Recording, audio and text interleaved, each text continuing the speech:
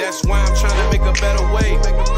Whole new crib in a better place. Get my people out the hood, we'll see better days. Tell a fan sorry, y'all let them wait. Shit up there like a Saturday. Listen to me how beat speed up like a battle. Yo, what up, guys? This is your boy Coach with Kale Sports Talk, back out with another video.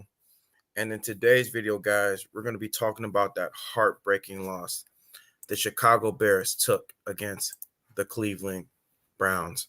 But before I start the video, make sure to like and subscribe so you can get the latest and greatest news on updates in regards to the Chicago Bulls, the Chicago Cubs, Chicago White Sox, all things Chicago sports.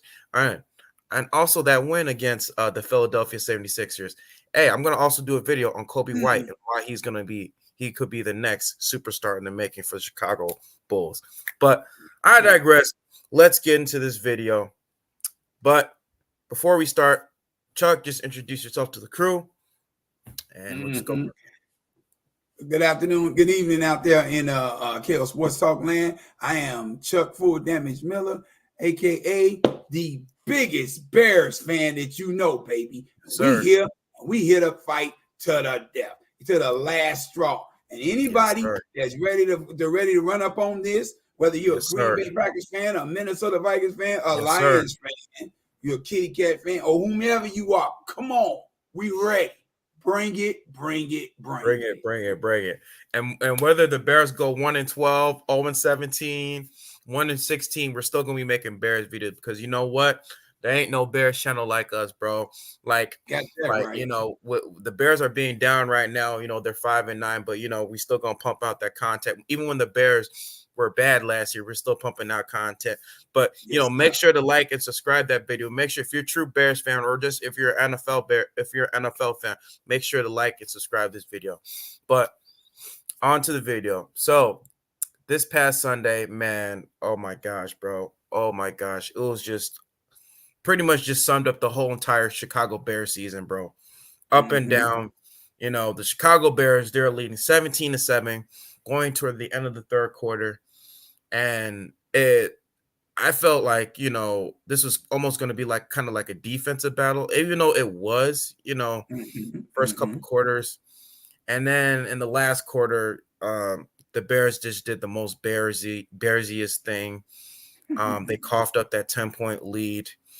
And, you know, Joe Flacco, being Joe Flacco, he took a page from that 2013 Baltimore Ravens season, whatever he had left, and pretty much just sliced up our Bears defense. He had that touchdown to, I believe it was Amari Cooper. And, of course, that 3rd and 15, we all remember, pretty much sealed the deal. Matt Eberflus, he put Justin Jones, oh my God, for the life of me, dropped him back into coverage to cover David Njoku. David Njoku was able to get open for Justin Jones is a defensive tackle, people. 300-pound defensive tackle, bro. A 300-pound defensive tackle in open field, bro. David Njoku was able to get open, able to get a chunky yards, and that's what all she wrote. That was pretty much just that pretty much was just what sealed the deal. And of course, we had that Hail Mary, was 3rd and 10 play. Justin Fields, he dropped back, he did an end around, threw the ball toward the end zone. The ball was literally in Darnell Mooney's hands. That could have been a touchdown. It was in his lap. It was in his freaking lap. It was in his midsection. All he had to do was just hold it tight. All he had to do was hold it tight. And he pretty much bobbled it. You know, he had butterfingers, and it ended up being an interception, bro. And Chuck, I just wanted to get your input on it, bro. I mean, it's a game full of miscues. It's a game full of missed opportunities that went on in this game. The Bears had the opportunity. Hey, Wanda, I see you out here, boo. But the Bears had their opportunities to put this game away. But I feel like the Bears took too much of a be safe approach. They were too conservative in the way that they attacked. When they did take their shots, they missed opportunities, not because of Justin Fields, people. They missed opportunities because of a failing receiving core. You got to have all the components of your offense useful if you want to be able to beat the number one defense in the NFL. The Cleveland Browns came in with statistically the number one defense in the NFL. There's not a defense that's playing better than theirs right now. And the Bears were up on them for 3.5 quarters. They were dominating. Song dance we didn't heard before. We were up 10 points, 17-7. It's a game you got to close out. You got to take your opportunities to score when they come, because when you're going against the number one defense in the league, your opportunities are going to be limited to score. So you got to take advantage of them. That was a big drop by Robert Tonyan on that 40, 50-yard bomb that Justin Fields threw to him and dropped in his breadbasket. That was a big miss on Matt Eberflus's part to not go for the field goal right before halftime. And there was an even bigger miss on Darnell Mooney's part on the last play of the game to drop a Hail Mary that dropped in his breadbasket while he was on his back. You can't win games when these types of things take place. It's only so much you can ask your quarterback to do. Your quarterback, he can run the ball. He was the best running back that we had going Sunday rather. He was the best running back that we had going Sunday. He's the best passer that we had going Sunday. I mean, what do we want him to do now? We want him to throw the ball up, run down the field, and catch it too? I mean, come on now. You got to help your quarterback out, and your defense came to play. The Bears' defense was extraordinary. They've been immaculate for like the last 5 weeks. Best defense in football statistically for the last 5 weeks. Do you know, Cove, that our defense has taken no less than 3 interceptions in every game for 5 straight weeks? We went from the bottom of the barrel in terms of defensive statistical stats to second in the league in turnovers, in interceptions. We have 18 interceptions now, and the majority of those people have come within the last 5 games. It's come within the last 5 games. That is a defense that is playing phenomenal. Lights out. They're playing lights out, and it's all in parcel in part to Ryan Poles and Montez Sweat. Ryan Poles going to get this guy. And Montez Sweat, he had 3 sacks this game, bro. Incredible. 2.5. Incredible. And it's not just been interceptions, people. It's also fumbles. It's also sacks. Go look up the Chicago Bears defense. You will see a defense that is on top of the world and surging right now. But offensively, statistically, we gave this game away. The opportunities were there. The defense gave us a score, which is more than what you can ask a defense. And the thing I don't get about is that on a 4th and 2 play, a 4th and 1 play, why would you run a jet sweep with I believe it was Tyler Scott? And that it was actually a 3rd and 1 play. I believe I know the play that you're talking about. Oh yeah, I think you're right. It was 3rd and 1. Here was the problem with that, Coach. You just had ran the ball on 1st down, on 1st and 10 with who was that? Khalil Herbert up the middle for 6 yards. On the next play, you ran the ball again up the middle with Khalil Herbert for 3 yards. Went from 1st and 10 to 3rd and 1. Why was it necessary to try and trick the Cleveland Browns when they just showed you they can't stop you from running up the middle? In 2 plays, you ran 9 yards. You didn't trust Khalil Herbert to go get 1 more yard? You didn't trust him to go get 1 more yard? Or at least do the tush push with Justin Fields. If you're going to run out of the pocket, let him do some bootleg action or something. Don't do this with Tyler Scott. Tyler Scott is a wide receiver and a rookie wide receiver at that, who's not really proving himself to be that polished or that good as of yet. Why put him in that precarious situation? What was the necessity of running a trick play?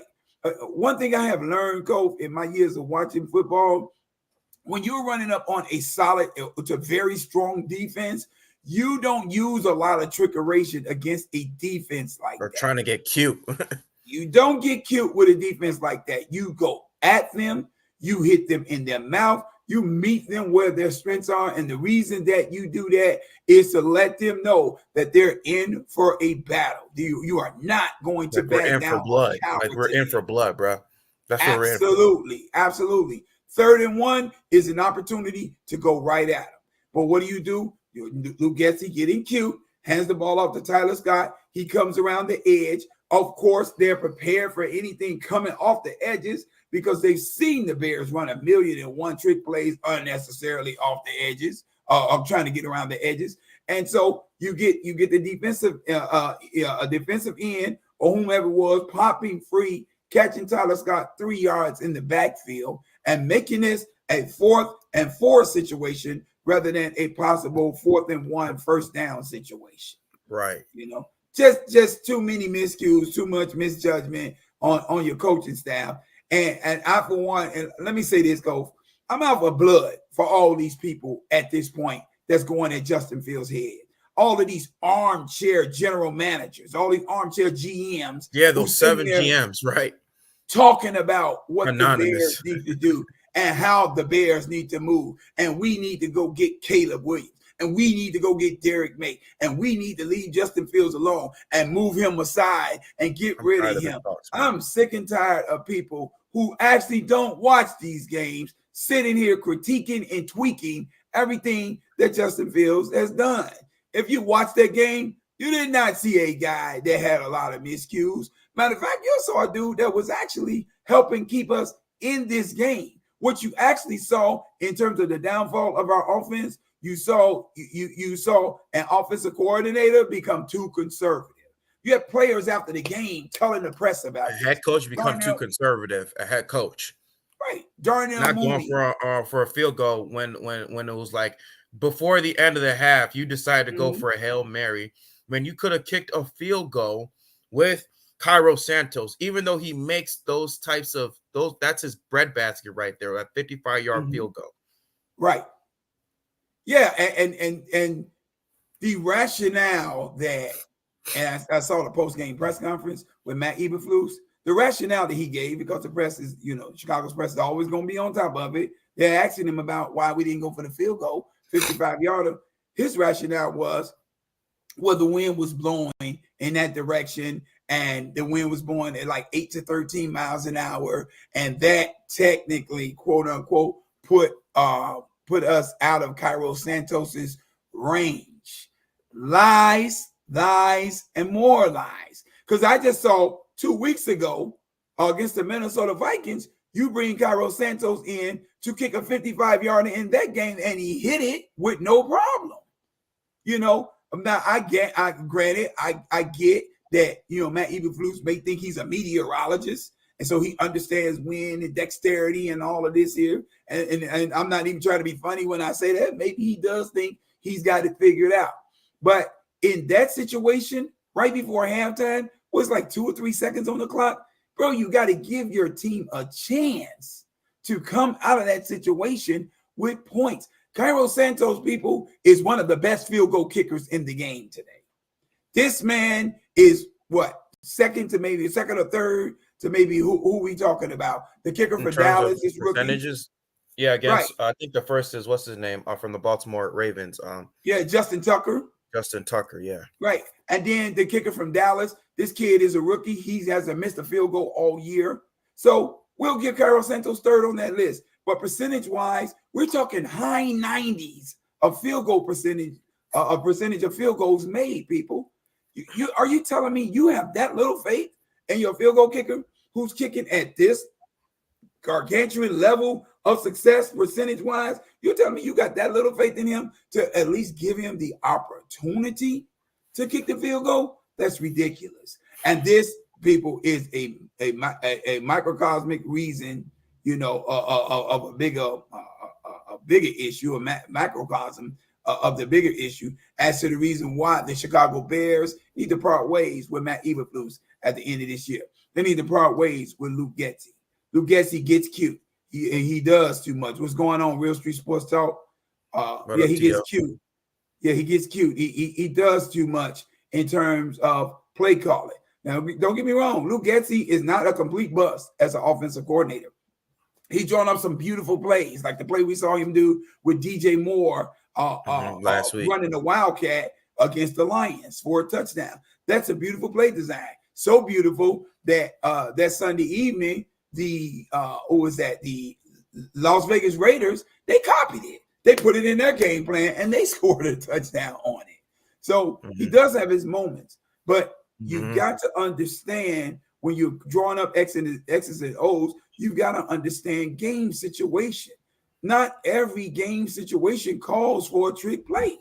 This was the problem that we had. What's going on? Secret Bayesian man. Secret Bayesian man. We had the same problem with Matt Nagy, another guy who's great at designing plays. There was no problem with his play designing. You so used to some curl routes too. Right. It's about using the plays when they're necessary. It's about situational football with Luke Getsy, and Luke Getsy is failing miserably at situational football. But that being said, we were right in this game. We had our opportunities. One thing I've always loved about this team is nobody cries over the spilt milk in these games. Win, lose, or loss. Win, lose, or draw. Nobody cries over the spilt milk in these games. We're in the trenches. We're here, and we're going to do whatever it takes to try to get us to victory. I guess with the positives, what the positives you could take from this game is that the Chicago Bears were very competitive this game, especially that defense, forcing those 3 turnovers, especially Joe Flacco.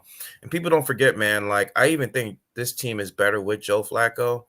I mean, he was even playing way better than Deshaun Watson. And I think he has this team as a playoff team, even with this defense.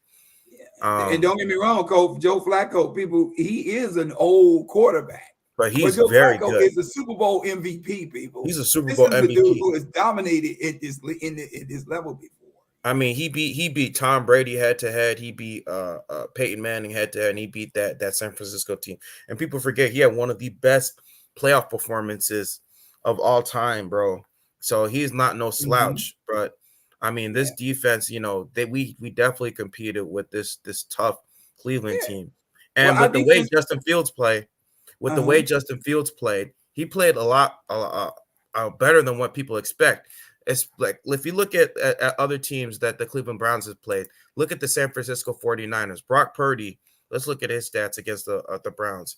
He completed 44%. He was 125 yards, 1 touchdown, 1 interception, and he had a 55 QBR rating.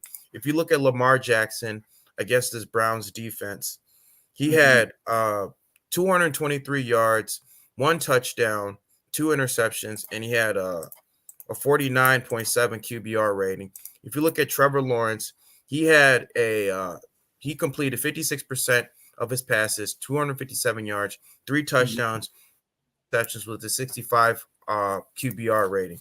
So a lot of quarterbacks have had their problems with this Cleveland Browns defense, and Justin Fields, he did all he can to help his team. Now, if it wasn't for that Robert Tonyan, catch that he made, or if Tyler Scott didn't make a couple of those drop passes, or even Darnell Mooney, if he didn't drop a couple of those passes, then Justin Fields' passer rating would have been looked a lot more better, man. Yeah, and not only that, if it wasn't for the officials getting involved and giving an interception to the Cleveland Browns, we would have seen different results in this game too. That being said, the officiating has been horrid all year for all teams, not just the Chicago Bears. It's been for all teams. So we're not going to cry over the spilt milk of officiating. I just will say because we definitely know they cheat Justin Fields. And speaking of officiating, man, I don't know before the half, bro. If you look closely, that cheat shot, that cheat shot by Zadarius Smith and that interception, that possible interception. It wasn't even an interception. That ball was on the ground. Literally, the ball was on the ground. If you look at the replay close enough, the ball was like literally on the ground. Right, it hit the ground before the player's hands got to it. Exactly, but they still counted it as an interception.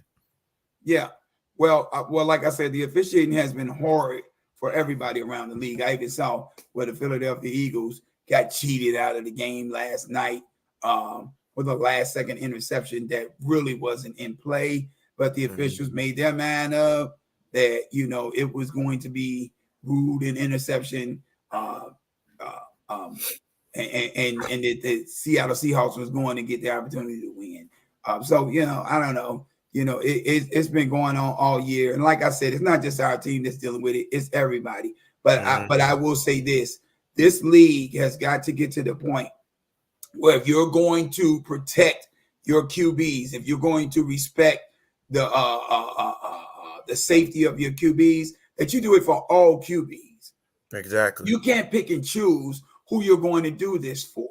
Zadarius Smith taking a cheap shot at Justin Fields after he's thrown the ball, and he had to take 3 additional steps to even get over to Justin Fields before he levied the shot, and then not being called. That's atrocious, bro. That should never happen in a league that claims that they're protecting the player's safety, that they're safeguarding, and they need to be investigated for that. Yeah, the whole absolutely, league has to be investigated. Absolutely. Because I've seen those calls. I've seen especially like not just only Justin Fields. I've seen Jalen Hurts get taking those cheap shots. Josh Allen, he's taking cheap shots. They're talking it's about almost like it's almost like they're trying to punish running quarterbacks, right? Because these quarterbacks decide to run out of the pocket.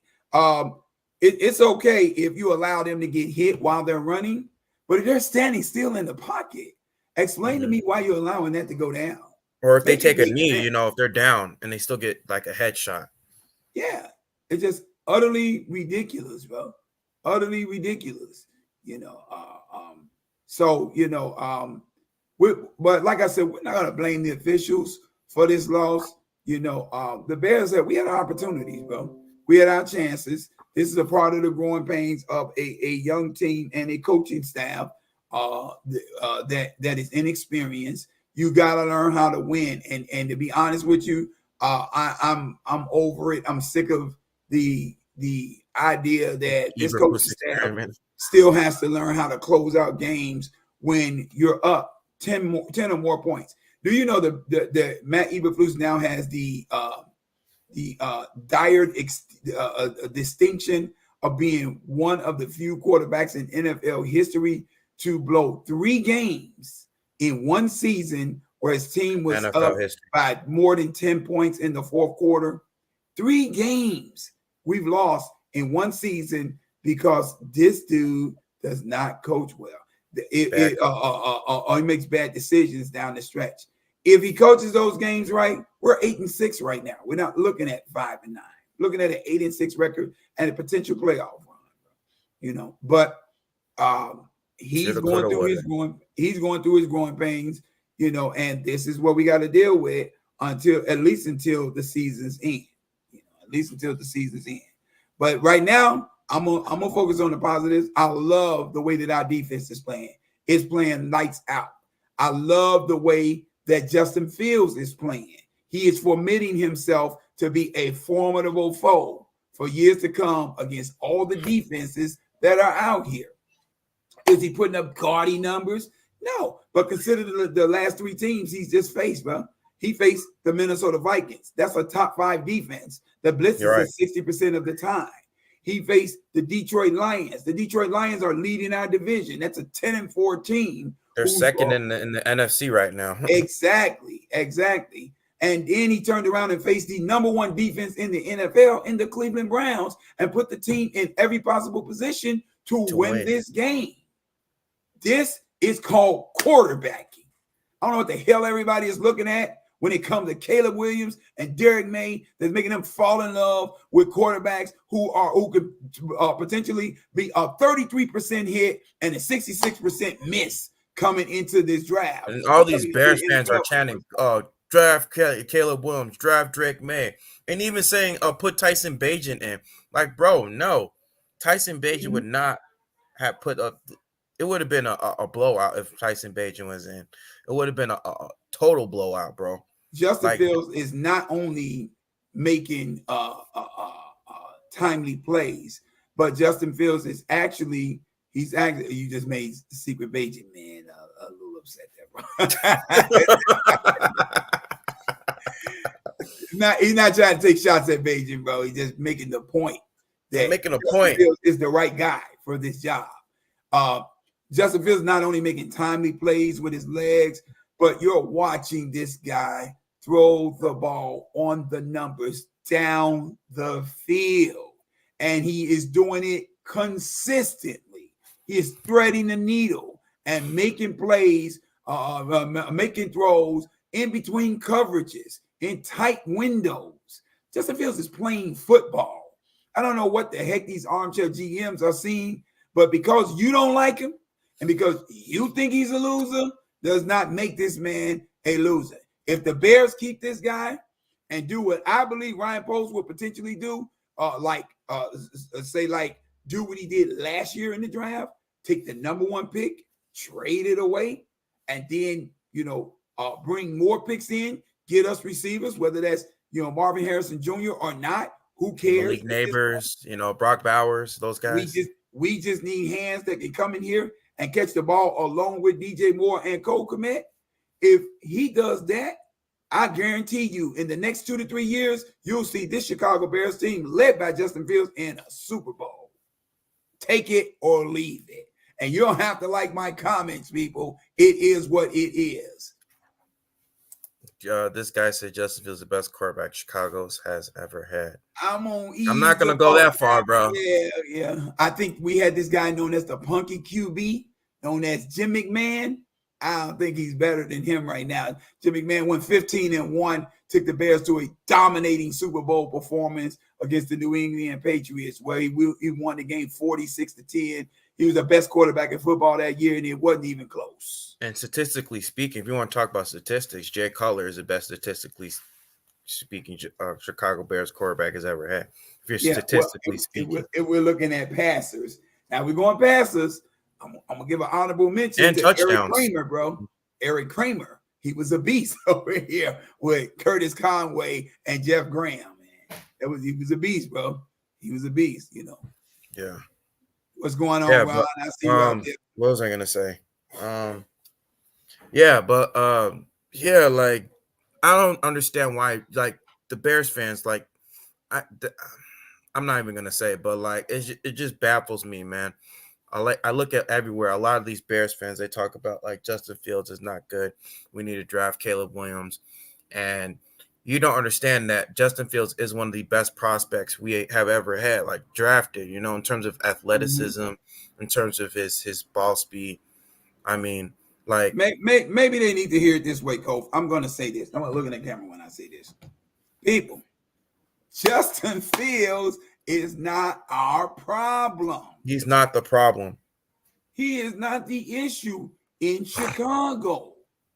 You're talking about a guy who had 2 back-to-back games where he threw for 4 touchdowns. Name me how many quarterbacks in this league to date in this season that have thrown for 4 touchdowns in back-to-back games. Go find them. Where they at? That is a dude who is throwing with precision. And when Justin Fields is hot, he is hot. And I hate to break the news to y'all, but this dude is not costing you games. I can't think of one game. Did you see that touchdown pass he made to Cole Kmet? Did y'all see that touchdown pass he made to Cole Kmet? How he evaded Myles Garrett and was able to find Cole Kmet on that end around on the corner? Come on. I was telling people all week that how strong Myles Garrett is. Oh yeah, I was telling people all week that Myles Garrett is Justin Fields' kryptonite. This is the guy that Justin Fields cannot run away from. He, as fast as Justin Fields is, this guy finds him. I don't know how he does it, but Myles Garrett is a true beast. That dude is galloping, and he is coming and getting Justin, and Justin cannot hide away from him. He's the Black Hercules, bro. He's a Black Hercules. Yes, he is. And the strength that it takes to break away from a Myles Garrett, unconscionable. That Justin Fields that dude is one of the strongest NFL players in the league. Strongest. I mean, strongest. I'm not biting my tongue. He's one of the strongest NFL players in the league, up there with Aaron Donald. Not only did he break away from Myles Garrett, but he made the play that gave us our first score in the game. He made the touchdown pass, bro. Most quarterbacks, Myles Garrett get his hands on them. They're not coming up out of there. It's over. It's over. That play is dead. You're going to get ready for the next play if he can stand upright after that play. It's Myles Garrett, bro. It's Myles Garrett. But they can keep calling Justin Fields the problem. They can keep thinking that some rookie QB coming out of college is going to be our answer. I'm thrilled to know that regardless of how much they think that Kof, Ryan Poles is the guy that has to make the final decision. And guess what, people? He loves Justin Fields. He has no problems with Justin Fields. So Justin and he Fields even said they have to be blown away in order for them to draft Caleb Williams and Drake May. Right. So far, they haven't been blown away. Yeah, and Justin Fields' a job is secure. You know, at least for the extent of his rookie contract, which has another year and a 5th-year option in it. So Justin Fields not going anywhere, people. Y'all can get mad. Y'all can not like this guy. Y'all can talk all the trash you want to about him. Justin Fields is not going anywhere, and he's going to outplay every QB in this division. Every QB in this division. Mark my words. That includes Jordan Love. That includes Kirk Cousins. Jared Goff. That includes Kirk Cousins if he's still here. Mm-hmm. He's going to outplay every QB in this division. Nobody's going to put up better numbers than him. In the long run. I'm not talking about this season because I know y'all about to jump down my throat on that. I'm sure. But Justin Fields is the truth. And he does it with his arm and his legs. So y'all get ready for that. And also, with the loss right there, I mean, that pretty much puts our playoff hopes in dash. I mean, it was good while it lasted. No.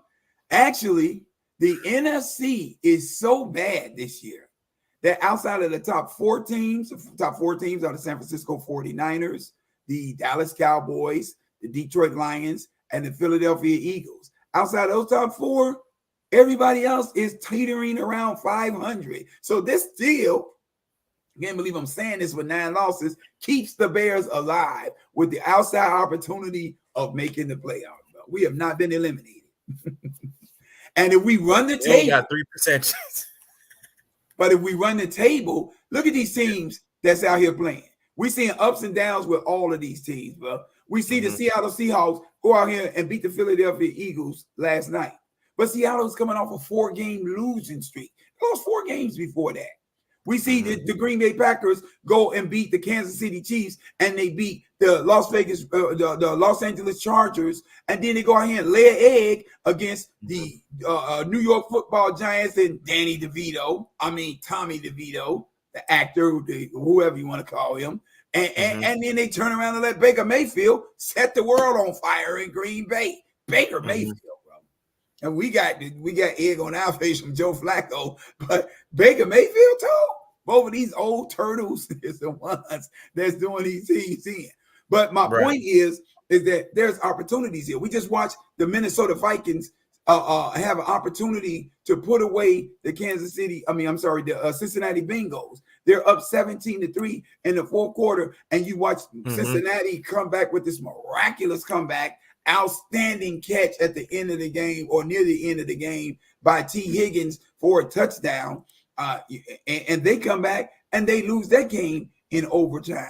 So it's wide open, bro. There are opportunities here for us to make our way in. We can creep in the back door, bro, if that's the case. Now, personally, I don't think eight wins is going to be good enough for us to get in, but I would love to see the Bears make a run at it. I do believe we could run the table with these last 3 games. I had us winning 4 out of our last 5 games. Well, we lost the one that I had us losing, even though I felt like we should have won this one. But we should be able to run the table here. Who we got up next? Arizona. And then after Arizona, who's after that? We got Atlanta. We got Atlanta. Lost to Carolina. And then we got Green Bay. You know, these are very winnable games, especially with the way our defense is playing right now. Our defense is the best in the NFL right now, bro. It's lights out right now. Statistically, the Browns is the number 1 defense because they've been there longer, at that spot, doing it at the highest level. They've been there longer. But over the last 5 games, it has been the Chicago Bears defense that's been number 1. Exactly. Yeah, all winnable games, Secret Benjamin. And I know with the Carolina Panthers, they just beat the China. Atlanta Falcons. Hold that dog, Cove. Let me say this. China, you can put your comments in the comment section on the feed here.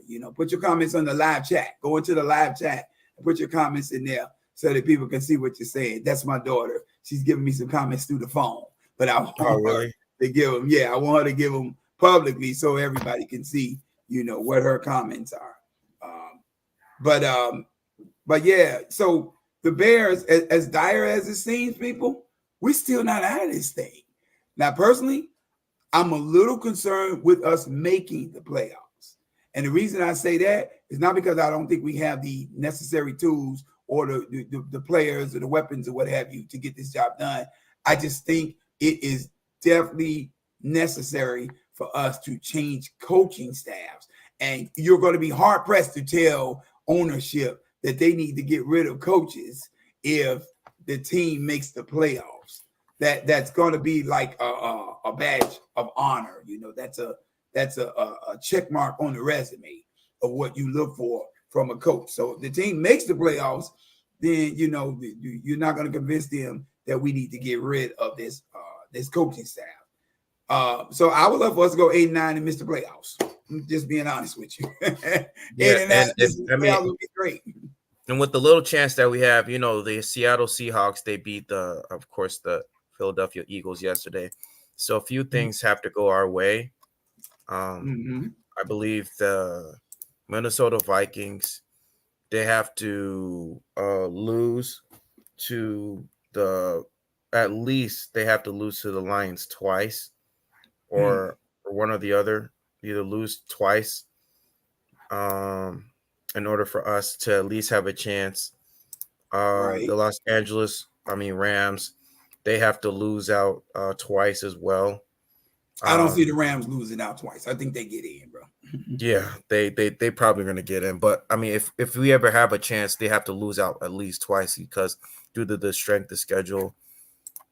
Seattle, I think they have to lose maybe one time. No, they have to lose out. Yeah, at least one time due to the strength of schedule. Seattle's kind of up against it right now, bro. So and so that's going to be a tall task because the next game they got a game against the Titans, and then the Steelers, and then the Cardinals. So the Titans are peaking, ironically, at the right time.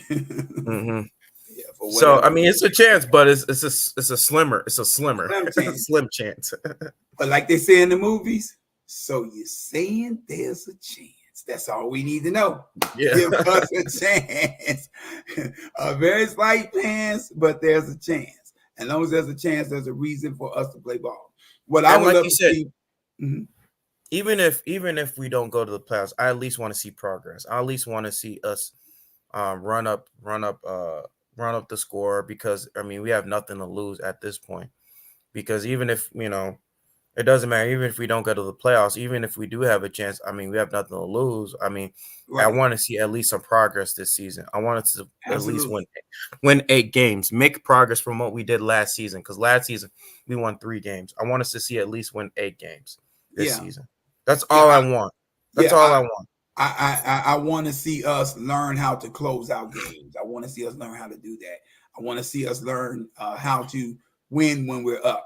I thought it was really interesting when I listened to Justin Fields' post-game conference. Justin Fields made the statement that in his mind, our offense has to put up at least 28 points per game for us to win.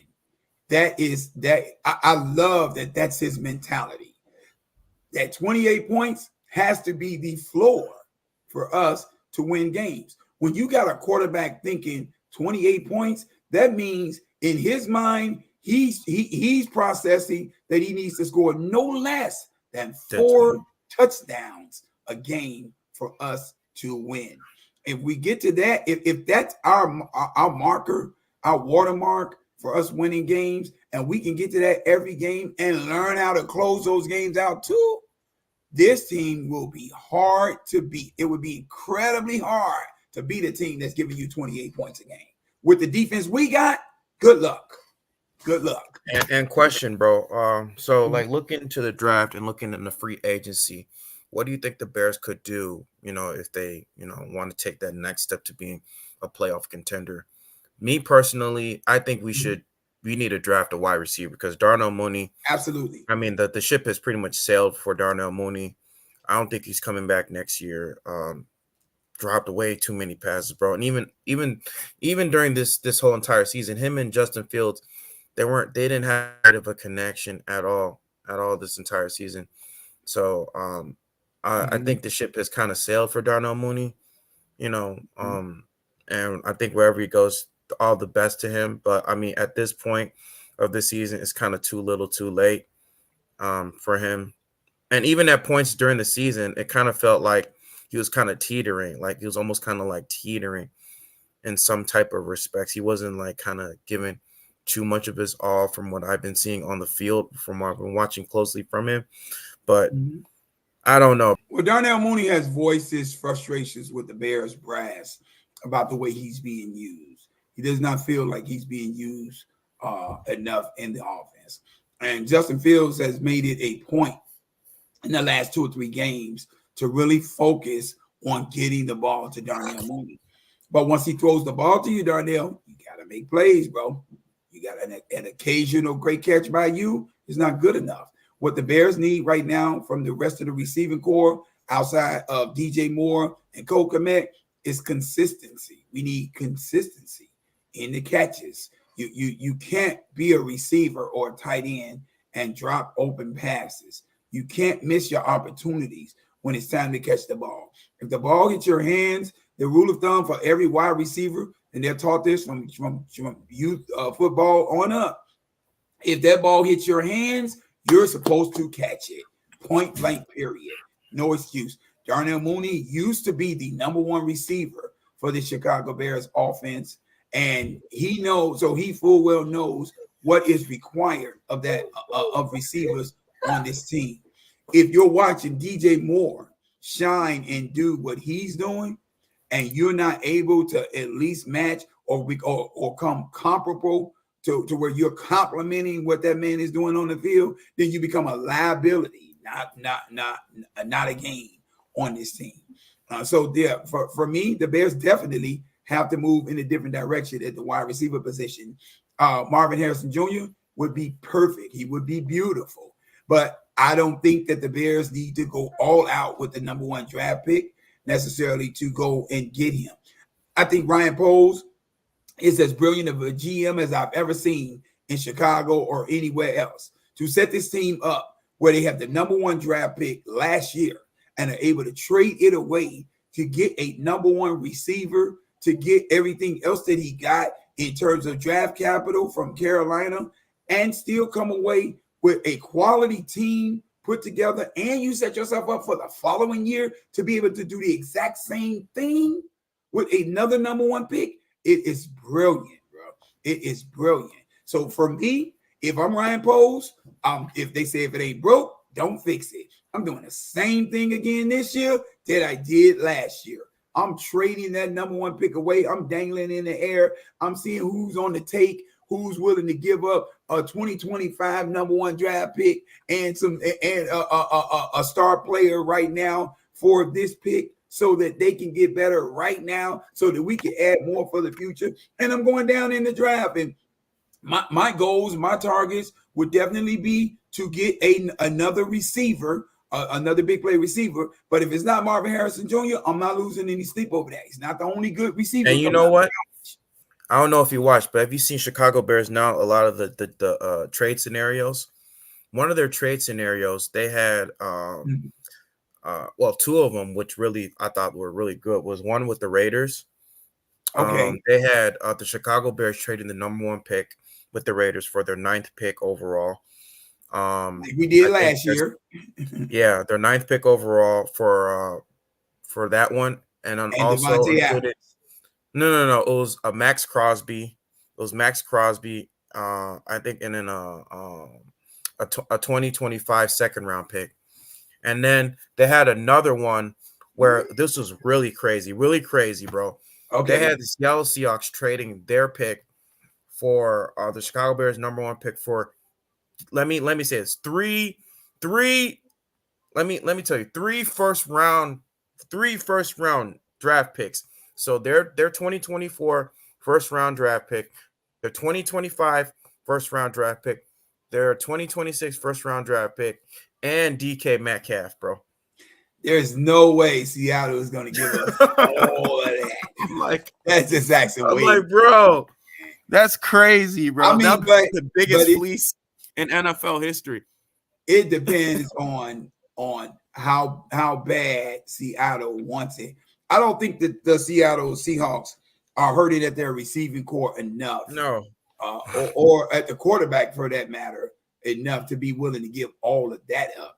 But a move where we could get DK Metcalf over here, it's not a bad move, bro.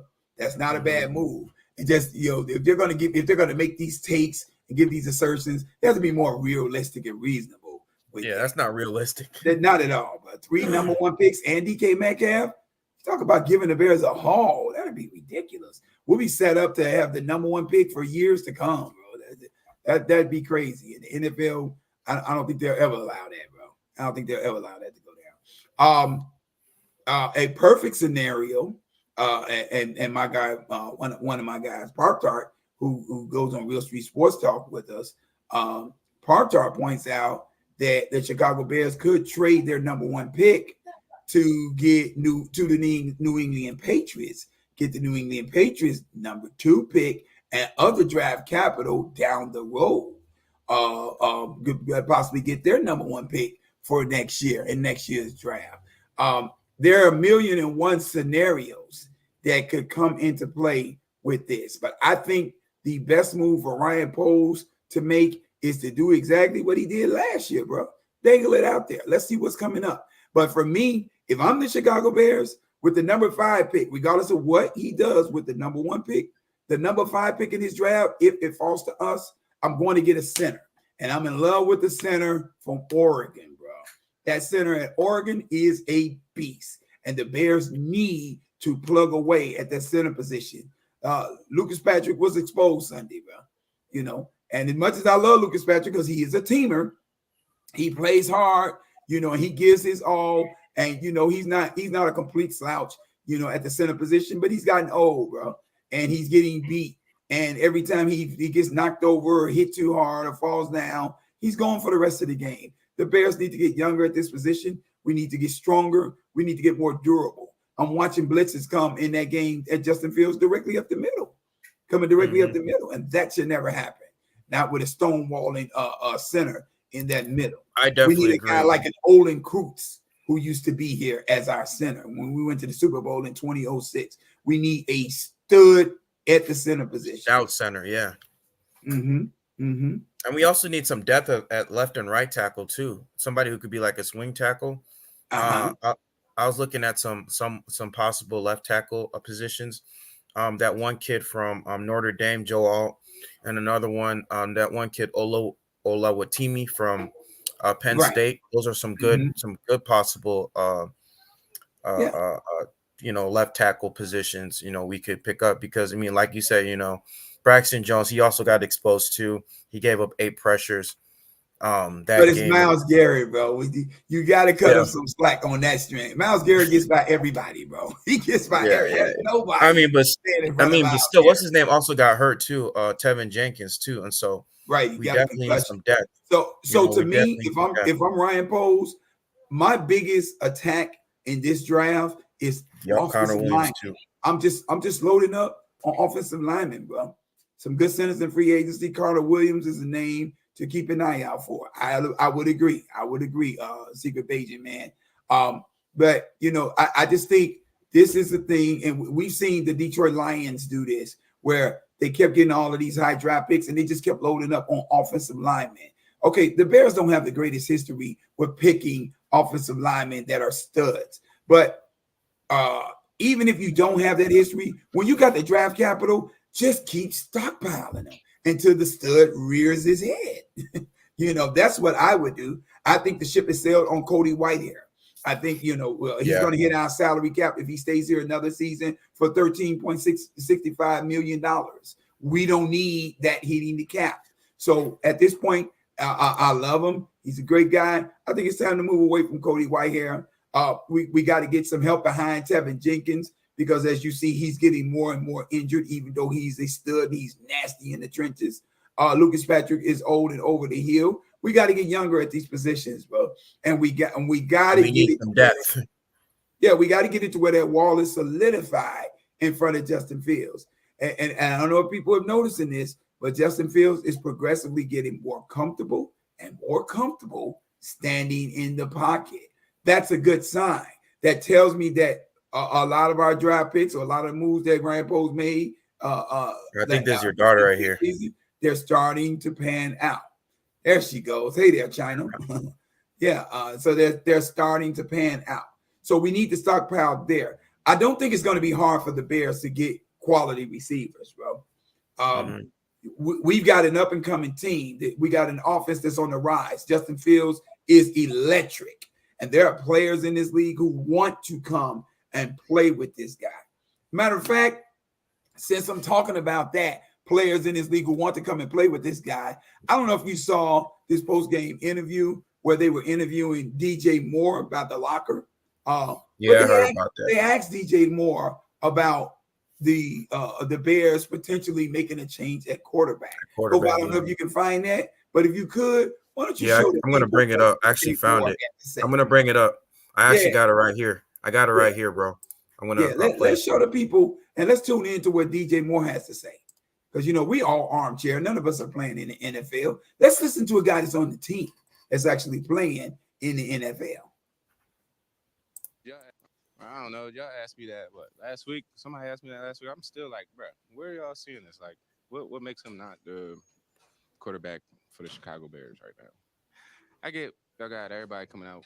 It's like two of them. I don't think they cool. I don't know.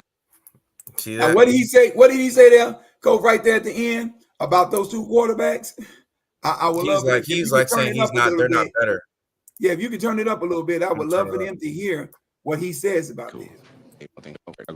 For the Chicago Bears. I'm playing one more. Last week? Somebody asked me that last week. I'm still like, bro, where are y'all seeing this? Like, what makes him not the quarterback for the Chicago Bears right now? I get y'all got everybody coming out. It's like two of them. I don't think they better than Justin, so they cool. I don't know. Y'all, it's like two of them. People. It's from the guy that plays with Justin Fields every game.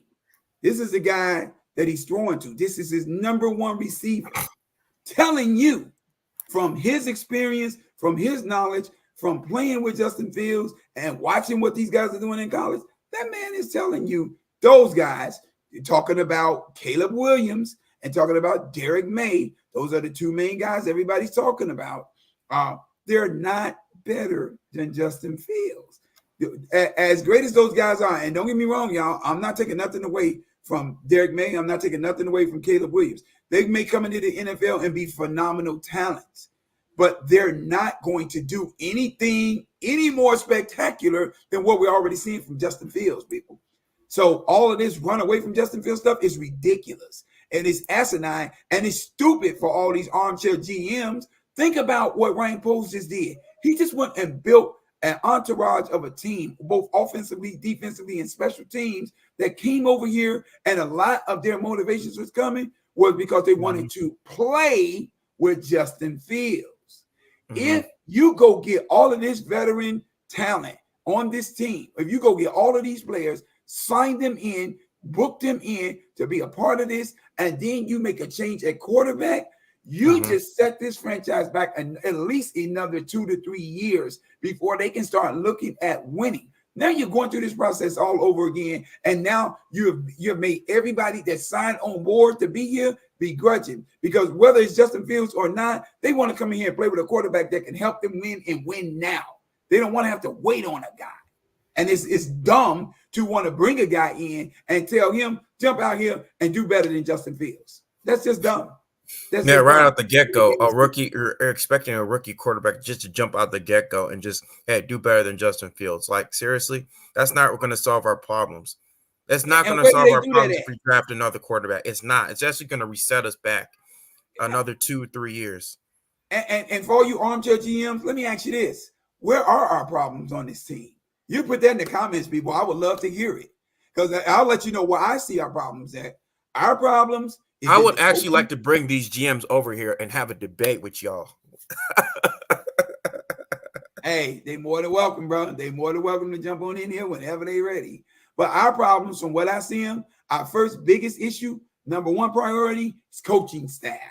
We have got to overhaul this coaching staff. They are not ready. I don't care how much of a nice guy Matt Eberflus is, or how cool of a guy Luke Getsy may be, how cute some of his plays are in design. These guys are not ready to coach a team to victory. And they have been showing it, and it's been rearing its ugly head all year long. They're not ready. So we need proven leadership on this team. We need a coaching staff that can come in here, that can operate and function well with a Justin Fields. I think a guy, say like maybe a Jim Harbaugh, he could definitely, and Secret Benjamin, I saw your question earlier. You were asking about who I thought the top head coaching candidates were. Here's your answer, bro. Jim Harbaugh, I think, would be a great fit, but it may become a power struggle because I discovered a few weeks back that Jim Harbaugh and Kevin Warren were actually, Kevin Warren is the president of football operations for the Chicago Bears. They were actually together at Michigan, Jim Harbaugh and Kevin Warren, and they bumped heads there. So I don't know, it may become a power struggle or a struggle of wills with those two together. But even if that doesn't pan out, that doesn't work out, Jim Harbaugh is my number one candidate. My number two candidate, if he becomes available, big if on that, there's a rumor mill out here that Mike Tomlin might become available from the Pittsburgh Steelers. Mike Tomlin would be an excellent coach to coach this team. He's a defensive-minded coach, but he knows how to get out the way of an offense and let it run. So that's the thing that I love about Mike Tomlin. Mike Tomlin knows where his bread is butter, and he knows what to do in those situations. My third option, and it's probably the more feasible one for the Chicago Bears, I would go after Eric Bieniemy. And Eric Bieniemy's already put his hat out here saying that he wants to come and coach the Chicago Bears. He's the offensive coordinator, in case you all don't know, for the Washington Commanders right now. This is the same offensive coordinator who was in Kansas City and helped polish one Patrick Mahomes to the greatness in his style of play that he's in. Running quarterbacks, mobile quarterbacks is what he does. This dude turns mobile quarterbacks into polished gems.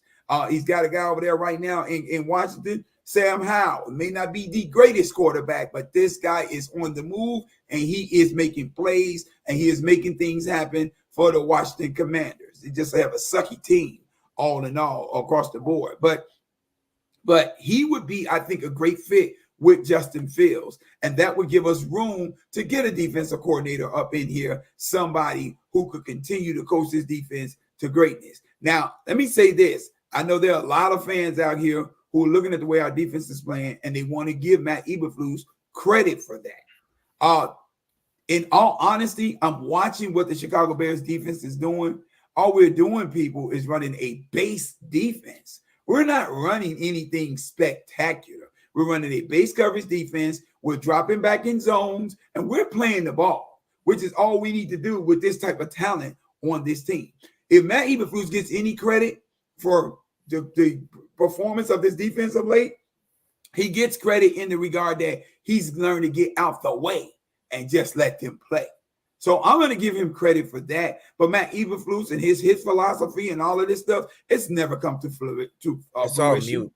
And even when he was at Indianapolis, he was giving up leads.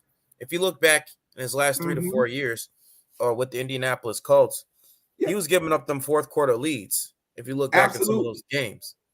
So this isn't spectacular. This ain't nothing coordinating by Matt Nagy. This is him getting out the way and just allowing these players to play their positions and not telling them to do stupid stuff, say like drop back 12, 15 yards on every snap, on every pass play, which is the most ridiculous thing he ever had them doing. So right now, if we get a defensive coordinator in here with what we're showcasing on defense, a defensive coordinator that's halfway worth his salt, say like your Brian Flores, your D'Amico Ryans, and these other guys that are floating around out here. If we get one of these guys in here, bro, you will see a defense that will be virtually impossible to score on. This is the way this defense is built. So right now, I think our best opportunity is to go and get Eric Bieniemy. I think he's the safest option for us in this situation. Plus, with Eric Bieniemy, there will be no power struggle coming in. This is a guy who's just trying to get a head coaching job. He's been fighting like heck for years to get in that position. And Chicago Bears, let me just say this, darn it, he deserves the opportunity. He deserves it. If you're going to give it to everybody else, if you're going to give it to Matt Eberflus, and you're going to get an offensive coordinator job to Luke Clueless Getsy, then you can give an opportunity to one Eric Bieniemy who has the resume to prove that he can get this done. This man has a Super Bowl ring on his finger being the offensive coordinator. Hashtag Eric Bieniemy, guys. Hashtag there Eric you Bieniemy. go. There you go. Eric Bieniemy. Etch it in stone. And if you guys don't believe me, go and look this guy up. Eric Bieniemy is the truth. And he would be perfect for the Chicago Bears. He's a two-time Super Bowl champion with the Chiefs, man, for a reason, bro. And I would love to be able to, go and get Chris Berman's old name firm, Eric sleeping with the enemy. That's what he used to call him when he played football. Eric sleeping with the enemy. Sleeping with the enemy, people. You have to be a movie buff to do it. Don't worry. Good play on word. Yeah, but that guy, I think he would be a great fit. I think he would fit right in Chicago. There would be no struggles. Brian Poles wouldn't have anybody trying to GM for him, and Kevin Warren wouldn't have anybody trying to tell him what to do as the president of football operations here. But I'm not going to lie. If Mike Tomlin pops up, people, I'm all on board. That's my guy. That's my guy. But do you have any last thoughts before the best sense? All right. What did you say? I said for me, Eric Bieniemy makes the best sense right now. I definitely agree. Before we end this, do you have like any last thoughts? I think we're at the 1 hour mark already. Okay. I think the Chicago Bears can run the table. I think we can beat these last three teams that we're running up on. That's the Arizona Cardinals. Who else do we have? We got the Falcons and then the Atlanta Falcons, and we got the Green Bay Packers. I think all of those are winnable games. With the way our defense is playing, it'll be hard pressed to beat this team. Us ending at 8-9 would be immaculate to me. That would be beautiful. That'd be beautiful because we want to close this season out learning how to win, and then going into the offseason, let's just trade this number one pick. Let's steal everything we can in the draft. Let's load up for the future. Let's get ready to make a Super Bowl run. Let's go, Bears. Let's go, Bears. Let's go, man. I like that energy, bro. And like I said, man, let's run the table, man. Definitely. You got these two warm weather teams coming to Chicago, the Windy City. I think that the Chicago Bears have a chance at beating the Cardinals because I don't see the Cardinals really going anywhere this season. And also the Atlanta Falcons. The fact that you lost 9-7 to the Carolina Panthers says everything you need to know. Abysmal with their quarterbacking position. And let me tell you something, people. Everybody's hollering about getting rid of Justin Fields. Well, let me tell you all something. If the Bears let him go and say like a team, say like in Atlanta Falcons get him, you're going to see a potential Super Bowl candidate or a potential Super Bowl team in the Atlanta Falcons with a Justin Fields. You guys understand that that's his hometown, number one. He comes from Atlanta, Georgia. Okay. Number two, that team is built to win at every position but the quarterback position. So if they get a Justin Fields to go with Bijan Robinson, Tyler Algier, Drake London, Kyle Pitts, do you know the kind of monsterishness that team is going to have on that field? You don't want to see that. You don't want to see that because Bears fans will be sick for eons to come. I guarantee you. Justin Fields is the real deal. And I'm done. All right, guys. I'd like to thank everybody for coming to the show. And as always, guys, make sure to like and subscribe for more content. And also, I'm going to be doing some Bulls videos also on why Kobe White, man, is going to be the next superstar for Chicago Bulls. But that's another day for another video for another day. But as always, guys, like we always end the video,